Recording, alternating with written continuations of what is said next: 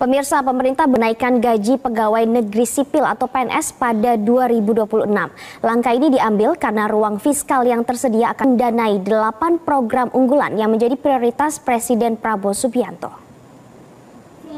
Hal tersebut diungkap Menteri Keuangan Sri Mulyani dalam konferensi pers RAPBN 2026.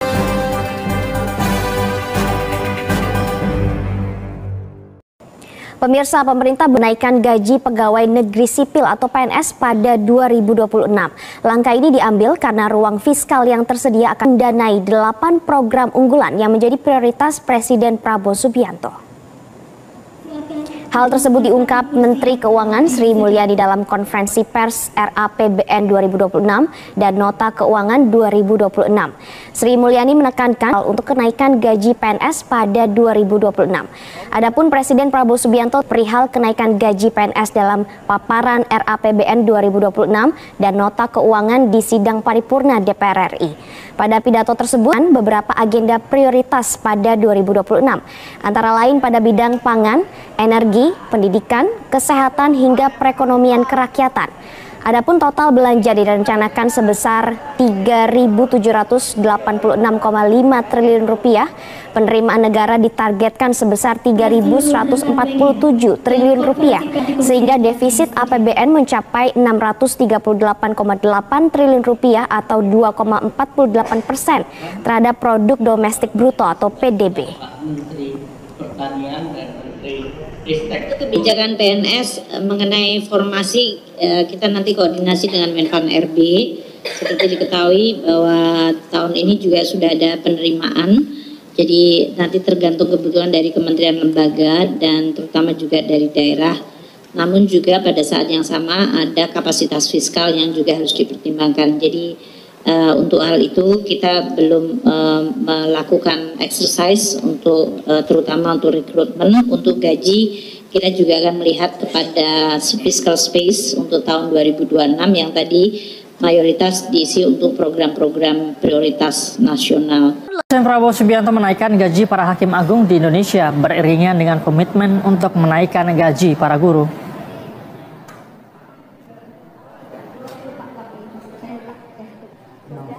Anggota Komisi 11 DPR fraksi Gerindra, Kamrus Samad mengatakan selama 100 hari pertama Presiden Prabowo, pemerintah telah mengambil kebijakan penting, yaitu menaikkan gaji hakim agar hakim bisa bekerja secara profesional, terpenuhi kebutuhan dasar, sandang, dan pangan, sehingga bisa memberi keadilan kepada masyarakat. Pemerintah juga menaikkan gaji guru. Selain itu, Presiden juga memberi kebijakan tentang menghapus utang UMKM. Ini adalah sesuatu kebijakan yang sangat produktif. Selama 100 hari pertama, Presiden Prabowo telah mengambil berbagai kebijakan. Pertama, menaikkan gaji hakim supaya penegakan hukum kita, rasa keadilan masyarakat itu betul-betul bisa dirasakan dengan cara memastikan hakim bisa bekerja secara profesional, terpenuhi kebutuhan dasar, sandang, pangan, dan papannya, sehingga bisa memberikan rasa keadilan kepada masyarakat yang sungguh-sungguh. Yang kedua juga menaikkan gaji guru, Mas Agung. Presiden juga sudah memutuskan kenaikan gaji guru. Lalu kemudian juga Presiden untuk menggerakkan ekonomi mengeluarkan PP 47 tahun 2024 tentang penghapus tagihan utang UMKM.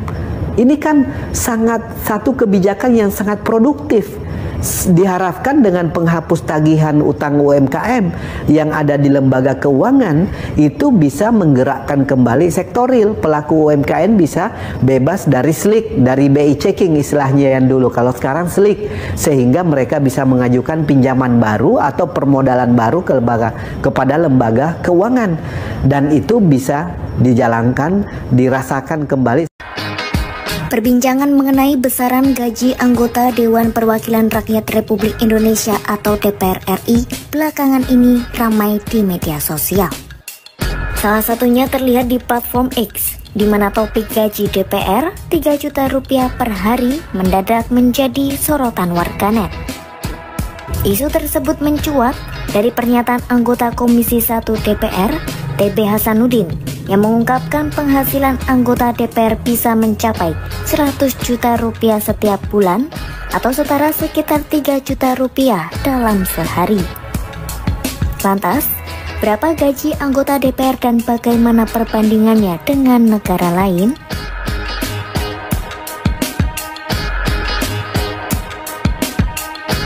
Gaji pokok anggota DPR dibagi menjadi 3 kategori utama, yaitu gaji anggota merangkap wakil ketua, serta gaji anggota merangkap ketua. Rincian besaran gaji pokok anggota DPR adalah sebagai berikut.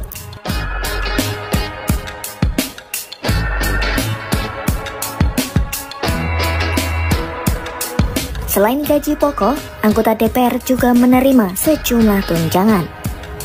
Tunjangan tersebut terdiri dari beberapa komponen, antara lain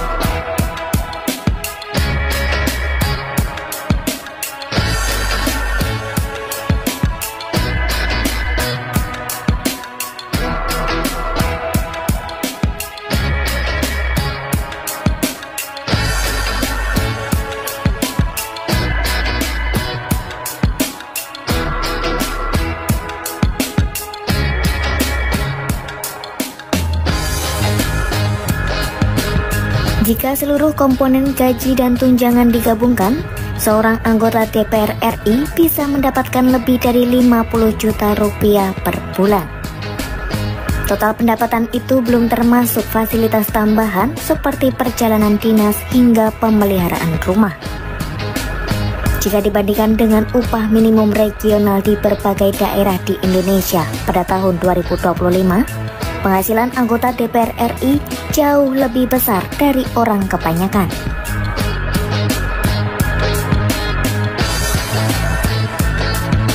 Bismillahirrahmanirrahim. Assalamualaikum warahmatullahi wabarakatuh. Selamat siang. Salam sejahtera bagi kita sekalian. Shalom, salve, om swastiastu. Namo buddhaya, salam kebajikan. Yang saya hormati Saudara Wakil Presiden, Saudara Gibran Raka Buming Raka, saudara-saudara para menteri koordinator, para menteri, para kepala badan, Ketua Dewan Ekonomi Nasional, Jaksa Agung, Kepala BIN, Kapolri, Panglima TNI, seluruh anggota Kabinet Merah Putih yang saya hormati dan saya banggakan. Tentunya sebagai insan yang bertakwa, marilah kita tidak henti-hentinya memanjatkan puji syukur kehadirat Tuhan yang Maha Besar, Tuhan Maha Kuasa, bagi umat Islam Allah Subhanahu wa Ta'ala atas segala karunia kesehatan, kedamaian yang masih diberikan kepada kita dan bangsa kita. Saudara-saudara, saya kumpulkan saudara-saudara melaksanakan sidang Kabinet Paripurna yang ke-8 dalam pemerintahan kita. Ini menjelang 10 bulan pertama pemerintahan yang kita lakukan atas mandat dari rakyat Indonesia.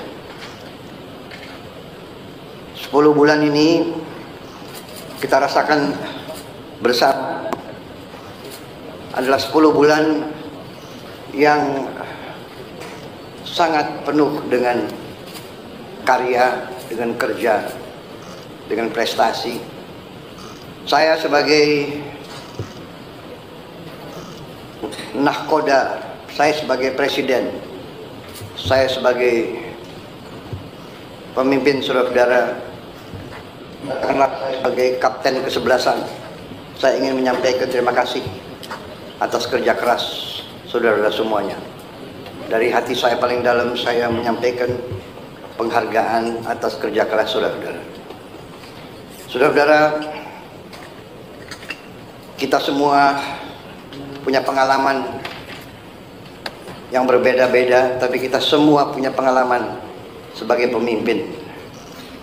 Dan kita mengerti betapa sulitnya untuk mengkoordinasikan, untuk mengendalikan, untuk memimpin manusia. Manusia dengan segala keyakinan masing-masing, segala pengalaman, segala pendapat harus kita jadikan satu tim. Saya merasa saudara-saudara sudah bekerja sebagai satu tim. Saya kira tanpa kerja keras saudara sebagai tim, tidak mungkin kita capai apa yang sudah kita capai hari ini. Dalam waktu yang masih singkat, banyak sekali yang telah kita capai. Strategi yang sudah saya canangkan ternyata mulai terasa dan terlihat bahwa strategi kita benar, kita berada di arah yang benar, kita berada di azimut kompas yang benar. Saudara-saudara, waktu kita mulai pemerintahan kita 20 Oktober, situasi geopolitik dan geoekonomi tidak serumit sekarang. Sekarang tidak hanya kita menghadapi dampak dari perang di mana-mana, konflik di mana-mana, konflik di Ukraina, konflik di Timur Tengah,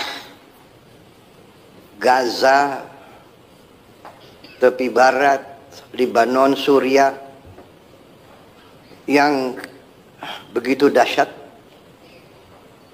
yang memakan korban begitu banyak di depan mata seluruh dunia. Perempuan, anak-anak kecil, puluhan ribu dibantai. Kita juga lihat konflik Israel-Iran, di mana negara adik kuasa pun ikut. Kita lihat konflik India dan Pakistan. Kita lihat di kawasan kita sendiri, konflik Myanmar jalan terus dan tidak kelihatan arah untuk menyelesaikan secara damai. Walaupun kita akan dukung ASEAN terus untuk berperan mencari solusi damai di tetangga kita. Belum lagi kita lihat sekarang muncul lagi konflik bersenjata antara sesama anggota ASEAN, Kamboja dan Thailand. Belum lagi kita hadapi kondisi geoekonomi dunia, ketidakpastian yang ditimbulkan oleh tarif yang dipasang oleh Amerika Serikat.